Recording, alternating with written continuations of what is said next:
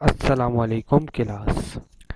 आज के लेक्चर में हम लोग ऑपरेटिंग सिस्टम डेडलॉक्स के बारे में देखेंगे। पिछले लेक्चर यानी डेडलॉक के पार्ट 1 में मैंने आप लोगों को डेडलॉक क्या है और डेडलॉक क्यों अगर होता है और अगर हो जाए तो फिर क्या कौन कौन सी स्टेट्स इसकी होती हैं, इसके बारे में जिक्र किया था। आज के लेक्चर के अंदर हम लोग डिस्कस करेंगे कि डेडलॉक कितने टाइप्स का है, क्यों ऑकर होता है। ये तो हमने पहले देख लिया था कि अगर ऑकर हो जाए तो फिर किस तरह से डेडलॉक को ख़त्म किया जाए, और इसके अलावा डेडलॉक्स क्या क्या चीज़ें हमारे सिस्टम या ऑपरेटिंग सिस्टम के साथ कर सकता है। इन तमाम चीज़ों को हम इस लेक्चर के अंदर और डेडलॉक के पार्ट 2 लेक्चर के अंदर देखेंगे।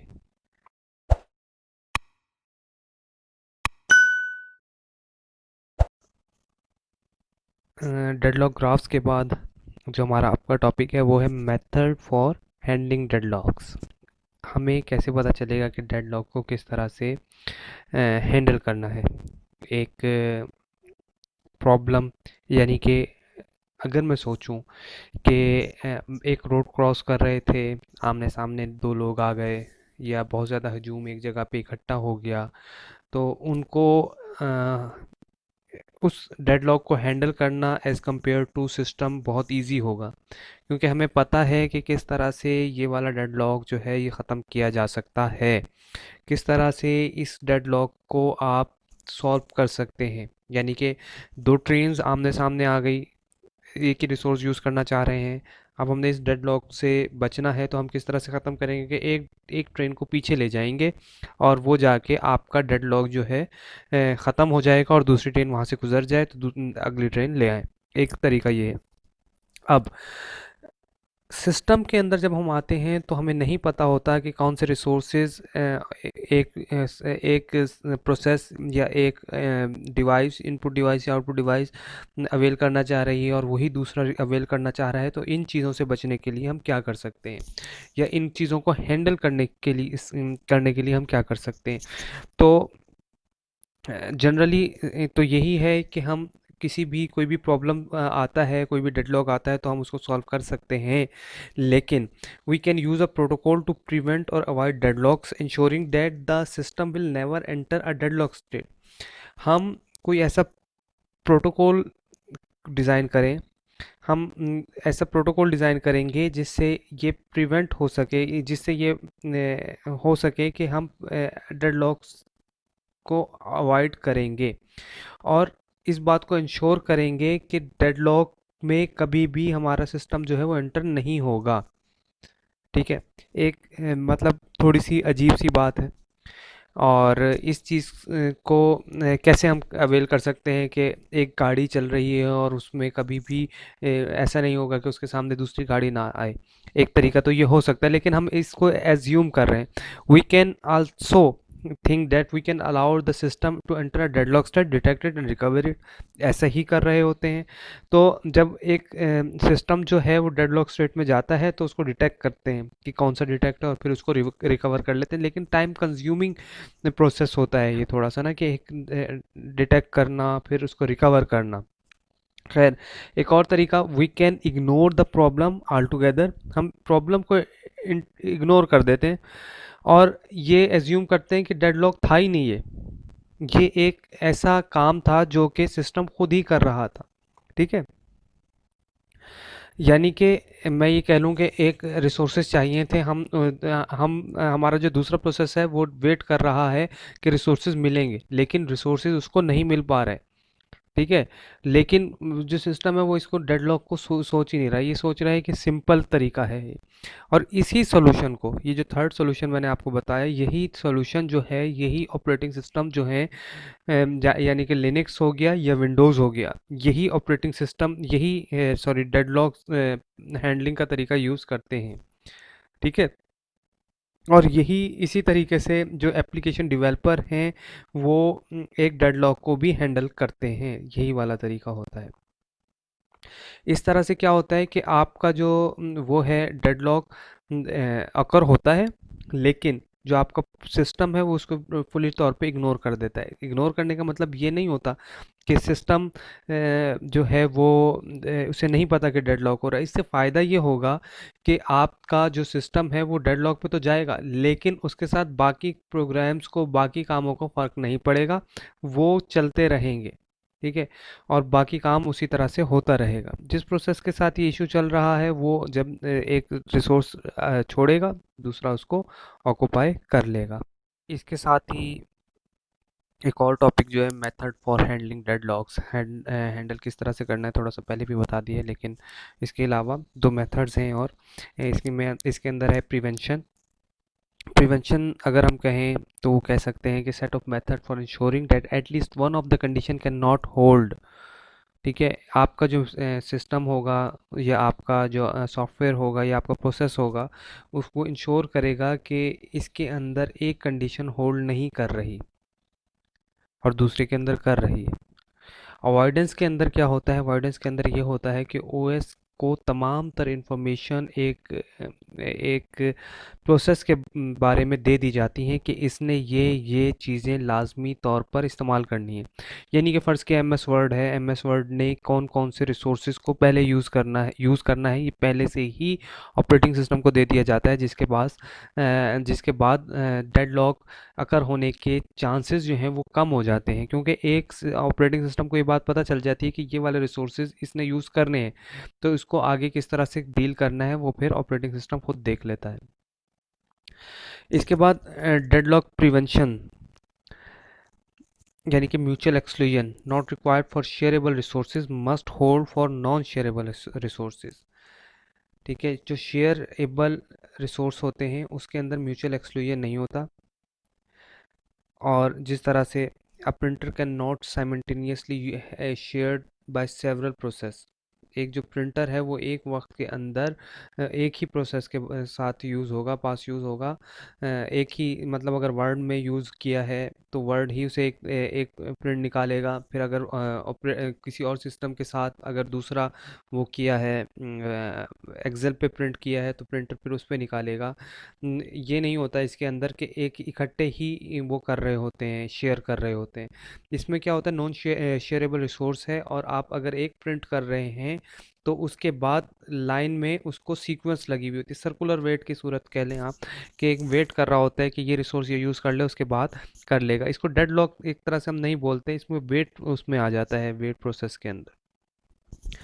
यानी कि होल्ड एंड वेट की बात करें, अगर hold and wait must guarantee that whenever a process request और resource it does not hold any other resource. यानी कि फ़र्ज़ किया कि मैंने प्रोसेस प्रिंट करने का प्रोसेस रन किया, जैसे ही मैंने रन किया वो एग्जैक्टली उसी टाइम हो जाना चाहिए। ठीक है, यानी कि उसको उसी वक्त प्रिंट हो जाना चाहिए।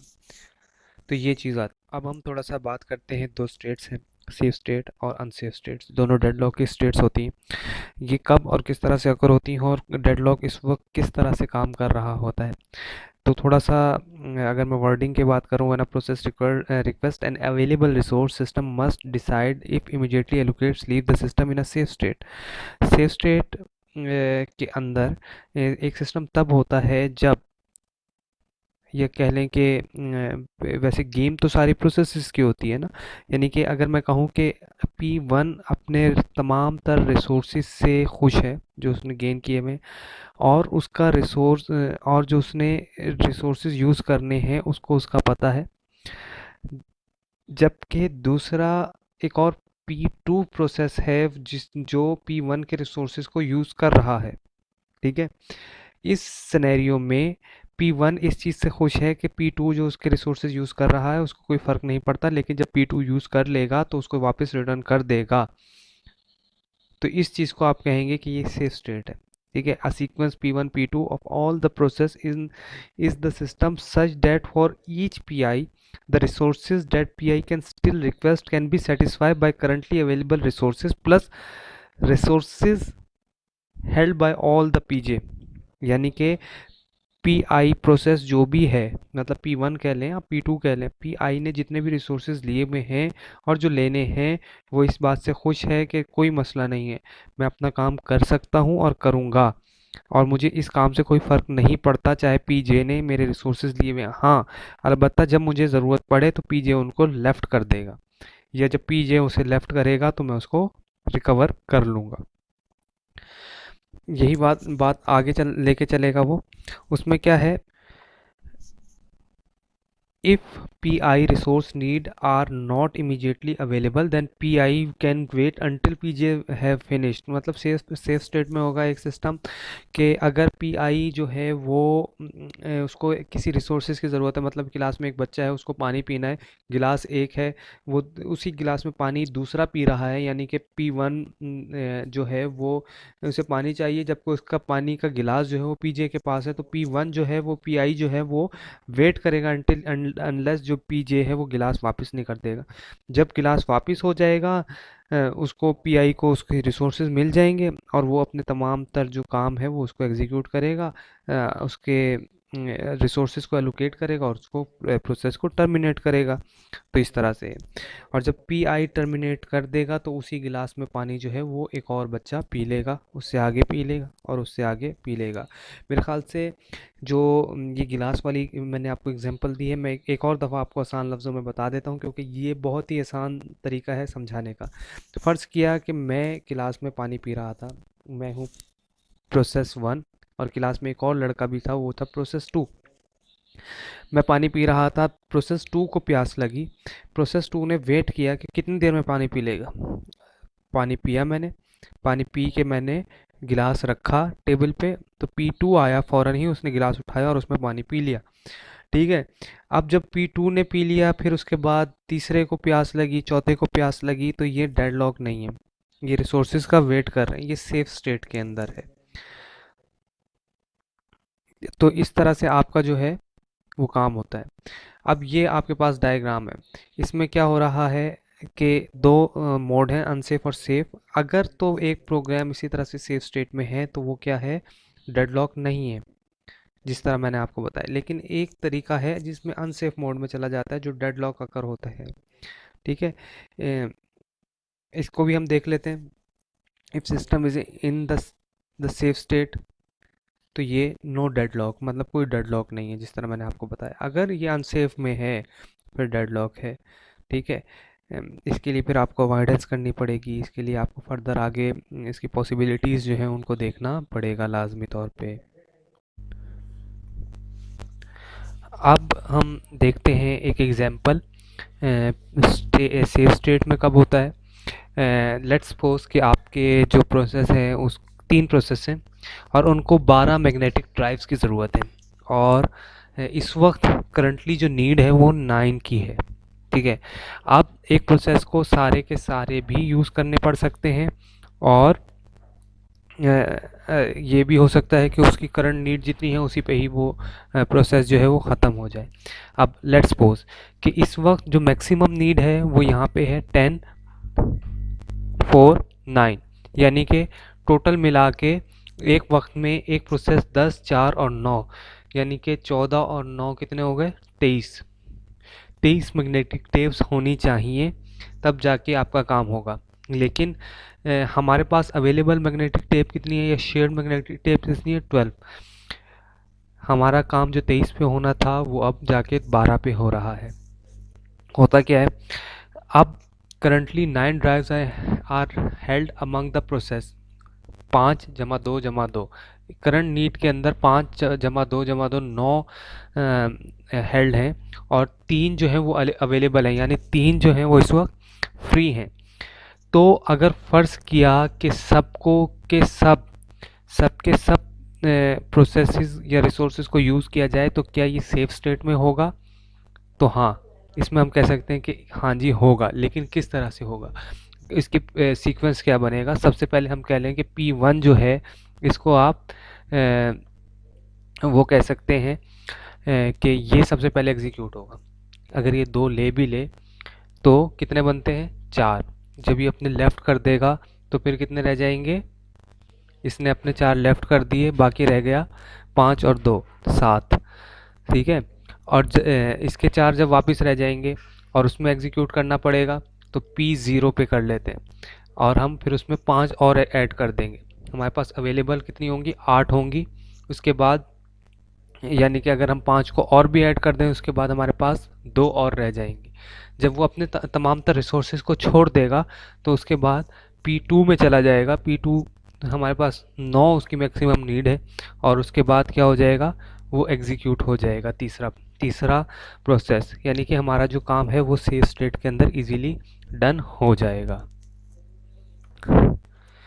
लेकिन अगर हम बात करें कि अनसेफ स्टेट, अगर हम ये कहें कि वही 12 मैग्नेटिक टेप्स हैं लेकिन P2 जो है उसको एक और जो उसकी करंट नीड है वो 3 हो गई है, तो ये काम थोड़ा सा बढ़ गया है।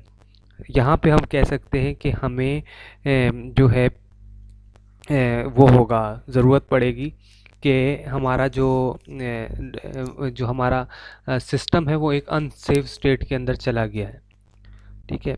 और इसके अंदर क्या होगा कि only P1 can be allocated its maximum need. P1 जो है वो मैक्सिमम नीड ले सकता है, मतलब 5 जमा 3 कितने हो गए, 8, 8 जमा 2 10। और हमारे पास टोटल मैग्नेटिक टेप कितनी है, टोटल मैग्नेटिक टेप्स इस वक्त हैं 12। अगर तो P1 2 और मांगे, 2 मांगे, तो क्या हो जाएगा, 12 हो जाएगी, जो रिसोर्स पूरे के पूरे एलोकेट हो जाएंगे। लेकिन अगर हमारे पास ये होता है 5 जमा 2 7 जमा 3 10, 10 के बाद अगर वो करता है 5 P0 मांग लेता है तो कितना हो जाएगा, 10 जमा 5 15, डेडलॉक अकर हो जाएगा। और ये अनसेफ स्टेट है, इसके अंदर आप कुछ भी नहीं कर सकते और उसमें डेडलॉक तब तक नहीं होगा जब तक सारे के सारे अपने रिसोर्सेज को छोड़ेंगे नहीं। अब एक दफ़ा हम सेफ स्टेट में आते हैं और सेफ स्टेट में भी देख लेते हैं कि वो किस तरह से काम कर रहा है। पहले अनसेफ देख लिया आपने।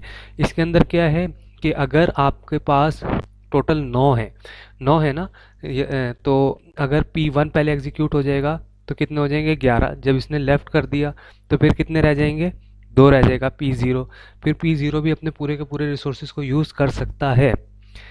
फिर जब ये P0 करेगा, इसको चाहिए होंगे 5, 10 हो जाएंगे। और ये P0 जो है ये क्या P2 क्या यूज़ कर रहा होगा, ये 2 यूज़ कर रहा होगा, 12 हो जाएंगे। जब ये अपने सारे के सारे लेफ़्ट कर देगा तो फिर P2 जो है वो सारा अपना जो प्रोग्राम है वो सेफ स्टेट में रन कर लेगा और ये वाला जो स्टेट है, ये वाली जो एग्जांपल है, ये एग्जीक्यूट हो जाएगी।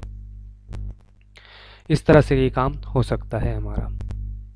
जब हम इस चीज़ को देखेंगे, मेरे ख़्याल से आप लोगों को समझ आ गया होगा, थोड़ी सी मुख्तलिफ और थोड़ी सी डिफरेंट एग्जांपल है। जब हम अपने कम रिसोर्सेज को काम कर रहे होंगे, कम रिसोर्सेज पर काम कर रहे होंगे या शेयर्ड मैग्नेटिक टेप्स के ऊपर काम कर रहे होंगे, तो करंट नीड्स भी देखनी होंगी और मैक्सिमम नीड्स भी देखनी होंगी, तो उसके अकॉर्डिंगली काम करना होगा। एक दफ़ा थोड़ा सा जल्दी से गो थ्रू दे देता हूँ कि हमारे पास P1, P0 और P2 को 12 मैग्नेटिक टेप्स चाहिए थी और 9 जो हैं उनकी करंट नीड्स हैं, लेकिन उन्होंने पूरी की पूरी यूज़ करनी है। अब ये कैसे हो सकती है कि 9 यूज़ हो रही हैं, तो इस वक्त P1 सबसे पहले एग्जीक्यूट होगा, यानी कि अगर वो 4 रिसोर्सेज भी अपने गेट कर लेगा तो 12 मैग्नेटिक टेप्स होंगी। जब उसने 4 गेट कर लिया, 4 को यूज़ कर लिया, तो हमारे पास जो अवेलेबल हैं वो 12 हैं और जो इन यूज़ हैं वो इस वक्त 7 हैं। फिर हम P0 के ऊपर आते हैं। जब P0 यूज़ हो जाएगा तो P0 5 ले लेगा, 10 हो जाएंगे। और P2 क्योंकि 2 करंट नीड्स होंगी तो वो 12, यानी कि 12 मैग्नेटिक टेप्स ही यूज़ कर रहे हैं, मतलब अवेलेबल रिसोर्सेज के मुताबिक ही काम चल रहा है और एक सीक्वेंस के ऊपर काम कर रहा है। तो ये एक सीक्वेंस सेफ सीक्वेंस कहलाएगा। तो डेडलॉक के लेक्चर से इतना ही। अभी भी अगर आपको कुछ समझ ना आए तो आप क्लास के अंदर मेरे से पूछ सकते हैं, उस पर डिस्कस किया जा सकता है। और ये सेफ स्टेट अनसेफ स्टेट बहुत अहम टॉपिक है, इसको आपने लाजमी तौर पे देखना है। और कुछ भी समझ ना आया करे वो कमेंट बॉक्स में बेशक पूछ लिया करें या आप डायरेक्टली मेरे से पूछ लिया करें। आपको हर वक्त मैसेज पे भी जवाब मिल जाएगा और मेल करेंगे उस पर भी या कमेंट बॉक्स में कमेंट करेंगे। वीडियो देखने का बहुत बहुत शुक्रिया, थैंक यू। चैनल लाजमी तौर पे सब्सक्राइब कर दें ताकि हर आने वाली वीडियो का आपको पता चल सके।